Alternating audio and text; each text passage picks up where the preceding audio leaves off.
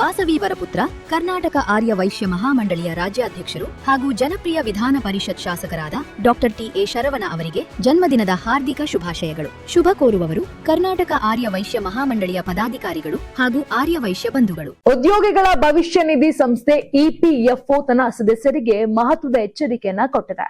ನಿವೃತ್ತಿಯ ನಂತರ ಮಾಸಿಕ ಪಿಂಚಣಿ ಪಡೆಯಲು ಕನಿಷ್ಠ 10 ವರ್ಷಗಳ ಅರ್ಹತಾ ಸೇವೆಯನ್ನ ಪೂರ್ಣಗೊಳಿಸುವುದು ಮುಖ್ಯ ಅಂತ ತಿಳಿಸಿದೆ.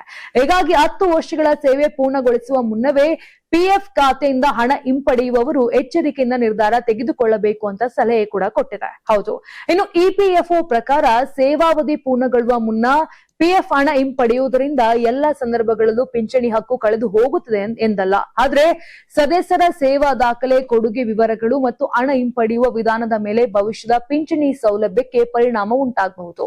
ಹೀಗಾಗಿ ತುರ್ತು ಹಣಕಾಸಿನ ಅಗತ್ಯಕ್ಕಾಗಿ ಪಿಎಫ್ ಹಣ ಹಿಂಪಡೆಯುವ ಮುನ್ನ ನಿವೃತ್ತಿಯ ನಂತರ ಸಿಗುವ ಲಾಭಗಳನ್ನ ಕೂಡ ಪರಿಗಣಿಸುವುದು ಮುಖ್ಯ ಆಗಿರುತ್ತೆ.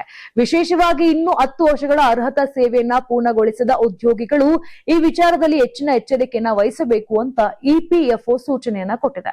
ಇದರ ಜೊತೆಗೆ ಉದ್ಯೋಗಿಗಳು ತಮ್ಮ ಇಪಿಎಫ್ಒ ಖಾತೆಯಲ್ಲಿರುವ ಸೇವಾ ದಾಖಲೆ, ಕೊಡುಗೆ ವಿವರಗಳು ಮತ್ತು ಪಿಂಚಣಿ ಅರ್ಹತೆಯನ್ನ ಕಾಲಕಾಲಕ್ಕೆ ಪರಿಶೀಲನೆ ಮಾಡಬೇಕು.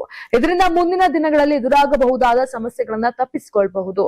ತಕ್ಷಣದ ಹಣದ ಅಗತ್ಯಕ್ಕಾಗಿ ಪಿಎಫ್ ಹಿಂಪಡೆಯುವ ನಿರ್ಧಾರ ಕೈಗೊಳ್ಳುವ ಮೊದಲು ಅದು ತಮ್ಮ ಸೇವಾವಧಿ ಮತ್ತು ಭವಿಷ್ಯದ ಪಿಂಚಣಿ ಮೇಲೆ ಹೇಗೆ ಪರಿಣಾಮ ಬೀರುತ್ತದೆ ಎಂಬುದನ್ನ ತಿಳಿದುಕೊಳ್ಳುವುದು ಮುಖ್ಯ. ಇಪಿಎಫ್ಒ ನಿಯಮಗಳು ಕಾಲ ಕಾಲಕ್ಕೆ ಬದಲಾಗುವ ಸಾಧ್ಯತೆ ಇರೋದ್ರಿಂದ ಸದಸ್ಯರು ಅಧಿಕೃತ ಮಾಹಿತಿಯನ್ನ ಪರಿಶೀಲಿಸುತ್ತಿರಬೇಕು. ಒಟ್ನಲ್ಲಿ ಪಿಎಫ್ ಹಣ ಇಂದು ಕೈಗೆ ಬಂದ್ರೂ ನಿವೃತ್ತಿಯ ನಂತರದ ಆರ್ಥಿಕ ಭದ್ರತೆಯ ಮೇಲೂ ಗಮನವಿರಲಿ ಎಂಬುದು ಇಪಿಎಫ್ಒ ನೀಡಿರುವ ಪ್ರಮುಖ ಸಂದೇಶವಾಗಿದೆ.